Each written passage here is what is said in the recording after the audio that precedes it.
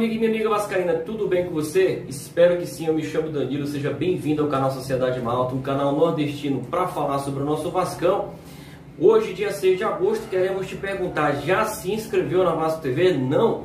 Corre lá, se inscreva, a meta é bater 1 milhão, somos 792 mil inscritos e até o final do mês a expectativa é que a gente supere aí 1 milhão de inscrições no canal oficial do clube no YouTube, tá? Aproveita, se inscreve aqui também no canal Sociedade Malta, nossa meta é bater aí 1000 inscritos ainda nesse mês de agosto, tá? O foco é esse e quero te pedir também, compartilha e corre lá no nosso Instagram, nas redes sociais do canal Sociedade Malta, acompanha a nossa campanha em homenagem aos 122 anos do Vasco da Gama. Dia 21 de agosto nós vamos fazer o sorteio de 3 brindes em parceria com o Instagram do Ramon Alencar. As regras do sorteio estão lá no Instagram, corre lá, participa e vem ganhar esses brindes aqui no canal Sociedade Malta, tá bom? Partindo aqui para as notícias, a primeira delas é que o Vasco, não sei se você lembra dele, ó, dá uma olhadinha aí, vê se você lembra desse jogador. Esse jogador aí, o Roberto Lopes, foi motivo aí de ação do americano contra o Vasco em 2008, virou um processo o caso dele, né? E o Vasco foi condenado aí no mês de julho a pagar cerca de 5,1 milhões de reais, né? Uma penhora que o Vasco deveria pagar por essa transação. A transação ocorreu ali em 2006, o jogador fez parte do elenco que jogou ali com o Renato Gaúcho, né?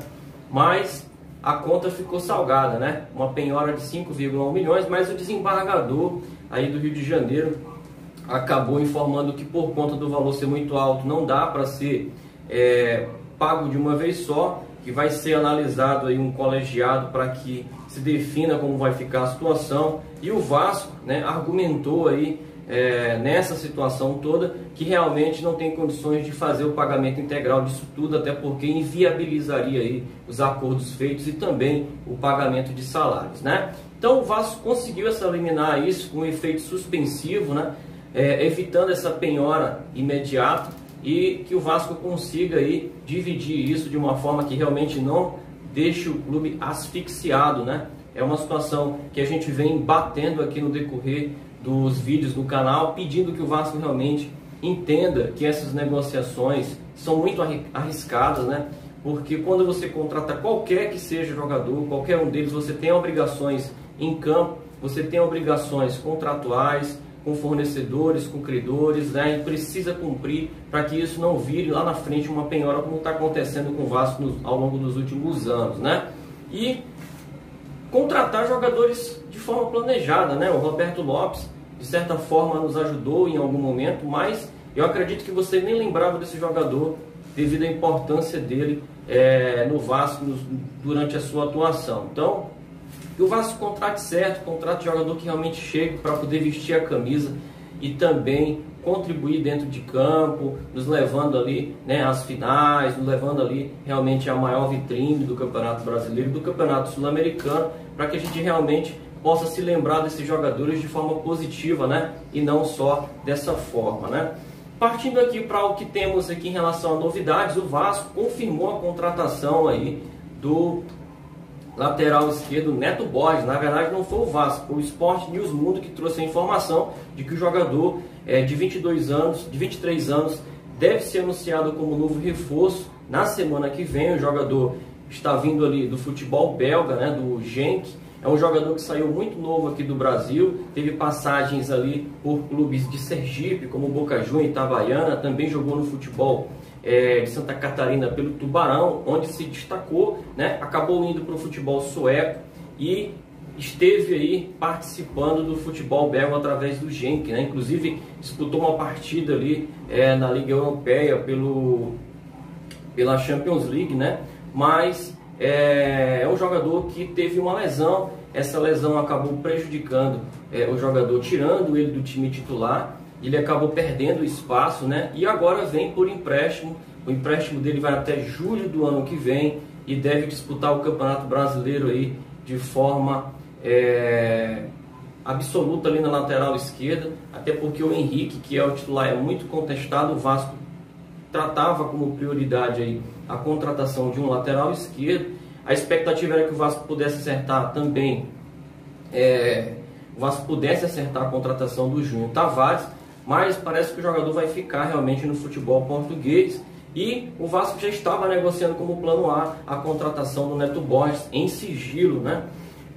Assim o Vasco confirma 5 reforços, né? Quem são eles? O Guilherme Paredes, o Igor Catatal, Marcelo Alves, o meio atacante Carlinhos, que deve ser anunciado em breve pelo Vasco, e também agora, né, o Neto Borges, que deve estar assinando o contrato com o Vasco nessa semana que vem, né?